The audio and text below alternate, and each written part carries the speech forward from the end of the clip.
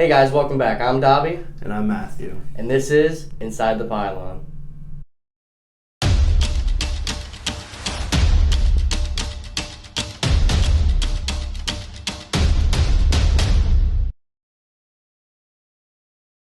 So Matt, before we get into our off-season agenda and dates and times and etc. coming up in this season, let's talk about the Super Bowl that happened last Sunday. Yeah, man, it was upsetting. The Chiefs came out flat pretty much on all sides of the ball. They had a couple opportunities to make plays. Their big playmakers just didn't make the plays. We had Travis Kelce dropped a long third down. Tyreek Hill dropped a touchdown. There were some controversial flags that we'll get into, but, it was kind of just the Bucs game the whole game. Yeah, they kind of dominated, I feel like, really all throughout that one. It just wasn't even close. But let's break it down by half. So let's talk the first half. And in my opinion, I think this half was just completely marred and destroyed by the refs. And again, I never like to really hold the refs too accountable for that because at the end of the day, it comes down to the better team is going to win the game regardless. And it's not going to come down to one singular play made by the refs. But I will say that the refs really did have an impact on that first half. And they kind of just took it over. And I mean, they set a record that there were 6 first downs by penalty in the first half for the Buccaneers. That was a record. The previous entire Super Bowl record was 4. They had 6 in the first half. And it felt like it was every other play.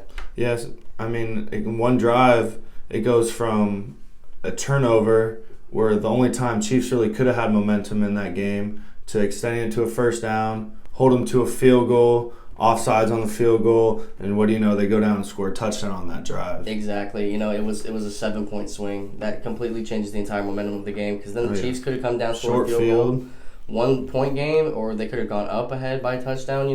There were just so many different things, and that Tyrann Mathieu one, that was the one that really stuck out to me because it was really like a ticky-tack flag. It was away from the play, you know what I mean, and it just really wasn't that bad of a play.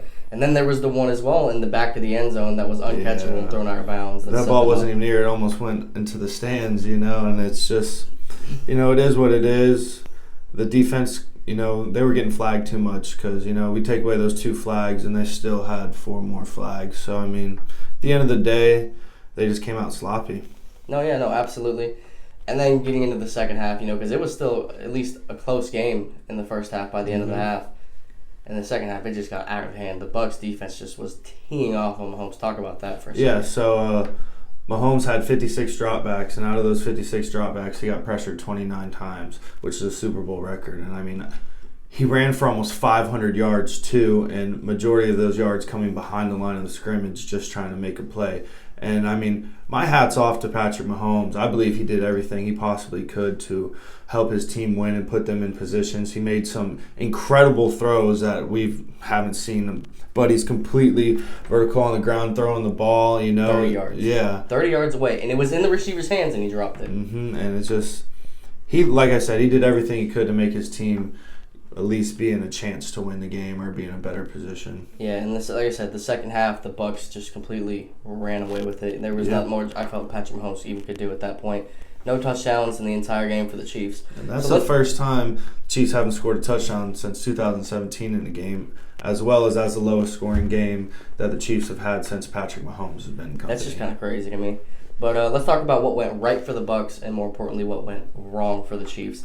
So from the Bucs' perspective, coming into the game, everybody was talking about the fact that the Chiefs were down 3 alignments. So that's something that went wrong for them right there. And then on top of that, from the Bucs' perspective, it was how much pressure could they get on Mahomes? And obviously, 52% of his dropbacks being pressured, they did their job. So they were firing on all cylinders on the defensive end. And the Brady-Gronk connection, that was really nice. It was nice to see, I love how Gronk comes out of retirement. Didn't have a crazy year, but then the Super Bowl can find the first 2 touchdowns. That was really nice to see, just their chemistry. And what I was really impressed with, too, was Leonard Fournette, how he came out and ran the football. It was playoff Lenny, now it's Lombardi Lenny, and one man couldn't take him down. He was literally running through tackles, making people miss. They had to gang tackle him if they wanted to get him down, and I was really, really impressed with how he came out and ran the football. But yeah, and again, looking at the Chiefs, defensive issues, just all game, holding them because they just couldn't keep up, I felt like. The linebacking issue was a big problem, too. They weren't doing very well containing it.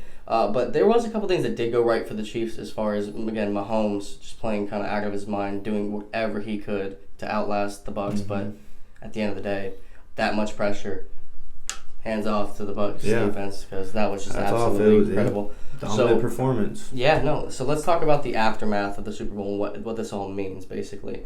So is Brady's legacy forever solidified now? Yeah, I believe it's out of reach. I mean, unless Mahomes goes in the league and stays for like 20 years or something, I don't see it happening. I would love to see a rematch next year of Bucs Chiefs with a fully healthy Bucs and a fully healthy Chiefs. I think that would be something. And if anyone was to maybe get back in that conversation, it would have to be Mahomes beating Tom. Yeah, and that was the very next question I was going to ask you. Could we see this rematch next year? That's going to be my preseason prediction. I'm going Bucs Chiefs. I don't see why they couldn't repeat, in all honesty. Both teams are going to keep most of them in. I mean, Tampa might lose a high-end player, one or two, because they just won a Super Bowl and they might chase that contract. But, I mean, you saw Mike Evans said he'll take a pay cut to keep players in. You know, they're keeping their coaching staff. Tom Brady said he's coming back. Gronk's going to probably come back. You know, they're keeping a good core of their guys. Same with Kansas City. They're going to return a lot of their starters, and they might lose one or two, but, you know, they'll still be a pretty solid team, and I could see these two teams matching up in the Super Bowl. No, yeah, absolutely. And so how does Mahomes recover from this mentally and get back on the field? I think he's just going to use it to fuel himself even more. You know, he was that close to running it back. That was their motto. And to fall short in the way they did, you know, I think he's going to take it like Michael Jordan. He's going to take it personally, you know. He's going to want to come back. He's already tweeting today, day one. He's clocked in. You know, he's going to have surgery, but he can get a lot of mental reps. I bet you he's going to be studying film. Him and Andy Reid are going to keep that chemistry. Pretty sure Eric Bieniemy is going to come back. Kansas City is going to try and keep him as the OC since he couldn't find a head coaching job. So I feel like they'll be able to plan and scheme a lot, and he's just going to come out, and I can see he's going to do. I think he might have an MVP year next year. No, I mean, I think Mahomes is a guy who doesn't really get down on himself too much. You know, he takes his losses in stride, and, you know, and you can see it in game too. When he gets down, and he's been down in games so many times, you know, having to come from behind, it doesn't really affect him mentally. He's able to recover pretty quickly, analyze the situation, and just keep pushing forward. And that's what I really enjoy and love about Mahomes. Is he's such a nice guy. He's such a wonderful person. And again, he's not going to let this get him down for long. Exactly. At all. And I think a lot has to do with that is the coaching staff too. Like Andy Reid being the great coach that he is. You know, if you ever see after a drive, most of the times it's Pat and Andy sitting right next to each other talking about what happened. You know, they're both calm and collective guys, and they're going to come out next year with their hair on fire. Yeah. Speaking of coaching staffs, I did tell you last week that the Cardinals, or sorry, not the Cardinals, I'm thinking Bruce Arians for the Cardinals, but the Bucs coaching staff with Bruce Arians, again, the most diverse and wonderful coaching staff probably in the entire league, they were no joke. No, they came out and they called great games all around. Todd Bowles, hat off to you, Todd Bowles, because you called a magnificent defensive game plan. Yeah, I mean, Kansas City didn't get a score single touchdown, so that says a lot. Yeah, no, absolutely. So do we see any major changes in these teams next year besides that? Not really. Like I said, you might miss, like on Tampa, they might lose one or two high-end guys just because they want to chase a contract, but I think both teams are going to have the same units. Yeah, no, I think I'm going to have to agree with you on that one. So looking ahead to our off-season preview, and I got to say, you know, the league year is coming up on us pretty soon at this point. The first thing is who's going to get tagged and so forth, and we'll talk about that more when we get into the next episode, free agency episode and whatnot.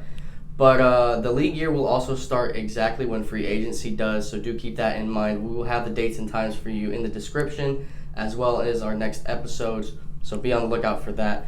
So let's just go ahead and talk about the league movement so far that's happened over the course of the past couple weeks in advance of the new league year. So let's talk trades and rumors. So my favorite out of everything that's happened this week is Matthew Stafford going from Detroit to the Rams. I think, you know, this gives the Rams an opportunity to go and compete for a Super Bowl.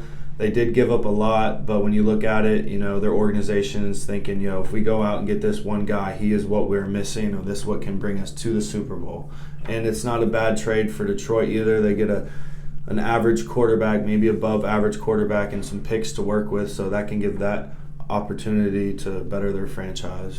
No, yeah, absolutely. I love the trade. I just think what they gave up to get Stafford was just ridiculous. And don't get me wrong, like I said, Stafford's going to put them in Super Bowl contention. Mm-hmm. There's no doubt in my mind. But the Rams now have no first-round picks till, I think, 2024. Yeah, that's a long time. And it's like they haven't had one since they drafted Jared Goff in the first round. Yeah, but hey, they think Matthew's a guy to go out there and win them Super Bowl, and they want to win now. They're not looking to win in a couple years. They're saying, yo, we can compete for a Super Bowl right now. Let's go out and get it. No, absolutely. And it's also, I like to see it for Matthew, too. He can shut up all those naysayers and say, gets a bunch of crap for not winning, playoff games and whatnot. So now we'll actually get to see if he can solidify himself as a great quarterback. Well, I agree. And again, the Lions are just a terrible, terrible organization. They're not very much winners at all. They wasted Barry Sanders and Calvin's career from that aspect. But again, they got to haul back, 2 first-round picks, and you got Jared Goff. You know what I mean? And Jared Goff, he's not a bad quarterback. He's more of a system guy. But regardless, it was just way too much for me. But aside from that, J.J. Watt got released too. Yeah, that was pretty big. I was surprised that he just got released, but then you could see the mutual respect out of the teams and JJ. They could have traded him, they could have got something for him, but JJ went up and talked to the owners and everything and asked for a release, and he got what he deserved. I mean, he's done more for that city than I think almost anybody has. All the money he got for the hurricane, and just everything he's done and been about. He's always been about bettering other people, bettering the place he is, so I mean. Yeah, no, he's a wonderful person for sure. And in addition to that, let's talk Watson, because obviously he's been the guy who's been in the news headlines for the past month at this point. I'm not going to lie. I would really love to see him on the Dolphins. I don't want to give up Tua. Tua's my guy, but you don't pass up with talent like Watson. If the Dolphins can get him for not a ridiculous amount of stuff, I say why not? You get Watson, that changes your team completely. You know me, I'm not the biggest Tua believer. He had an all right season this year. He definitely shut me up when I had to, but then at some points he proved me right. We'll see, but I think Watson would be a no-brainer as long as you don't have to give up your whole team to get him. Yeah, and the thing is, Houston's got no leverage in this situation. They don't control anything. Watson has to waive his no-trade clause, so he can essentially tell them, I'm not going to waive it unless you trade me to this team. So they're very limited in their options, so they're doing whatever they can to be like, no, we're not letting Watson go, but again, I don't think he'll ever play another down for the Texans again. I hope not. He shouldn't. He shouldn't. He wasted this last year there, and I don't think he should waste another year. You're trading away all your best players. What are you giving Watson, Yeah, Bill O'Brien ruined that team. And again, that's a whole different discussion. But in addition to that, Russell Wilson has voiced his displeasure among the Seahawks. Anything there? He's the most sacked quarterback. Yeah, 100 times more since he's come into the league than any other quarterback. Exactly. And Russ is a standout guy and an elite quarterback.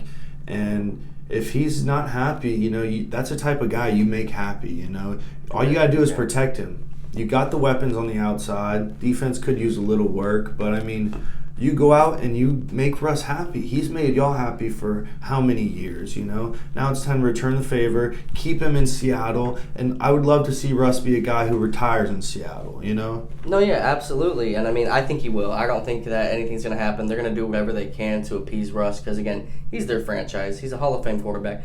Just give him some O-line. He hasn't had it his entire career. Give him some help. Exactly. Finally get him right, Moving on to the Pouncey brothers retired. Big shout out to the Pounceys on great career, Mike and Marquise. My boy Mike was a Dolphin at one point, so I got to shout him out. But Congratulations on a great career, guys. Enjoy your retirement. So to wrap things up here, let's talk about the awards because this was pretty highly disputed, I feel like. Let's go over some of the more highly agreed upon awards, though. Starting off with, I would say, Coach of the Year, Stefanski, the coach of the Browns. No-brainer. No-brainer, but there was definitely some good candidates, Yeah, but a team that hasn't made the playoffs in how long, and not only did they beat the Steelers to get into the playoffs, but then had to turn around and beat them again in the playoffs, I think really says a lot about that and team. They put the whooping on the Steelers in that round. Mm-hmm. That was an absolute crazy game. In addition to Stefanski, though, we have the MVP. It was Aaron Rodgers. I think everybody kind of knew that at this point. I agree. He had a really great season. Yeah, MVP for sure. Yeah, the Rookies of the Year, offensive, Justin Herbert. Like we were talking about before, whether it had been Justin Jefferson or Herbert, both were very deserving records for rookies. But the quarterback position is just viewed in a different light than receivers are. So it was kind of obvious, that he was going to go ahead and take it over Justin Jefferson. Yeah, I liked it, but hats off to Jefferson, doing something we haven't seen since Randy Moss. You know, that's incredible. This guy has so much talent, and the ceiling for him is unbelievable. But same with Herbert. He really played his ass off the whole season. Came out and didn't have too much around him. You know, he has good receivers, but I mean, just every week coming out and throwing the ball and throwing touchdowns. You know, he kind of looked veteran, you know, and he was in there as a rookie. He surprised me a lot. Yep, and then the defensive side, it was Chase Young. I felt like we kind of agreed with that one too. Yeah, that was a blowout. He literally showed everyone why he is one of the best defensive ends in the league right now as a rookie, you know, and every week he came out and was just dominant. People couldn't stop him, you know. He really gave Washington football team that push to be the playoff team that they ended up squeaking in. Offensive player of the year, no question, Derrick Henry. 2,000 yards, come on. Yeah, that was no brainer. Running backs just don't do that every single day. Yeah. I mean, if he had been, you know, viewed as highly as a quarterback, he might have been the MVP. Mm-hmm. He was doing real work, but then again, Tannehill kind of helped out with that too. He was not a bad quarterback by any means this year. He's a good quarterback. Yeah. Walter Payton Man of the Year, we talked about him a little bit earlier. Russell Wilson, what a great thing he did for the African-American community and everybody involved this year. A very well-deserved Walter Payton Man of the Year. Yeah, I like that too. I mean, all year, that's kind of the only thing I really saw was just Russ and all the stuff that he was doing outside of football. Yeah, no, absolutely. And definitely the best award of the year. Should name it after this guy. Yes, Alex sir. Smith, the comeback player of the year. One of my favorite players ever. You know, I just always liked what Alex brought. Being a Kansas City fan, you know, I love seeing him in Kansas City. And then just seeing what he overcame. First, you know, breaks his leg. Think he just has to come back from that. Then they think, oh, we might have to amputate your leg off. You might never walk again. To you have bacteria in your blood. We don't know if you're going to live in the next 48 hours. So, I mean, that's really insane. From him to come back from all that, rehab his leg, and come back and I think he finished, 5-1 as a starter, maybe 6-1, and brought him to the playoffs. What an outstanding guy. He's always been a class act guy, you know. Hats off to him. Like you said, he should definitely have the award named after him. Yeah, no, I watched the video they put together for him, and it was just so touching and emotional. I really enjoyed watching Alex Smith and his comeback story. Me too. Just a beautiful moment. And then getting to see Tom Brady coming over and calling Alex Smith an inspiration. You got the GOAT coming up to a guy, and you can really see the sincerity in him and saying, wow, man, like, I see what you're doing. You're inspiring all of us. Hats off to Tom, too. You know, it's just, I love seeing that. No, absolutely. And for finally, the defensive player of the year, and this is the award I got a lot of opinion about because I felt that there was two players that got robbed, and one that stood out a lot more than people give him the credit for. Now, Aaron Donald won it, and it's no knock on Aaron Donald because, again, he gets double-teamed, triple-teamed, so his production, and especially at the defensive tackle position, 12.5, 13.5 sacks, that's no joke. Absolutely none. But my problem is he had 13.5 sacks this year. He had a better year last year. Xavier Howard, in my eyes, should have been the defensive player of the year because this guy did something no corner has done in 13 years, double-digit interceptions. So it really frustrates me that a guy like Stephon Gilmore, who had a fantastic season last year, played in a pretty comparable defense to the Dolphins, this year, and Xavier Howard does better than he did, puts up better numbers. Aaron Donald, had a better year last year. You had guys last year, Chandler Jones and Shaquille Barrett, who had 19-plus sacks. They didn't win it. And you let Stephon Gilmore win it. You set the precedence there. I think the league just really didn't want to go back-to-back DBs winning the defensive player. And then at that point, what are we talking about? No, it's just a popularity contest. And then also, Watt got snubbed too. TJ, he literally led every category but one. And I mean, I think it was just kind of little favorites, you said, Howard's done something we haven't seen in, 13 years, double-digit interceptions. That's insane, especially I know he had a lot of pass deflections too and breakups. But, I mean, I don't know how TJ didn't win it. That's who I think the front runner should have been. He literally led every category but one. Like I said, there might be a little favoritism in there. Again, I think it's just a popularity contest. Yeah, they didn't really take it as seriously as I feel like they should have. And that's, again, no knock on Aaron Donald. Not at all. He is a stud, I mean, he's disruptive. If you leave him one-on-one with any offensive tackle, guard, center in the league, he's going to beat them 9 out of 10 times. You have to double him.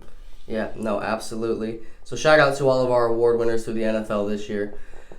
But guys, that's going to do it for us here on Inside the Pylon. Remember to like, comment, subscribe, and hit that bell for notifications. Share your thoughts on us from this week, the Super Bowl, and give us suggestions on what you'd like to hear us talk about as we come up on free agency in the offseason. So once again, I'm Dobby. And I'm Matthew. And this has been Inside the Pylon.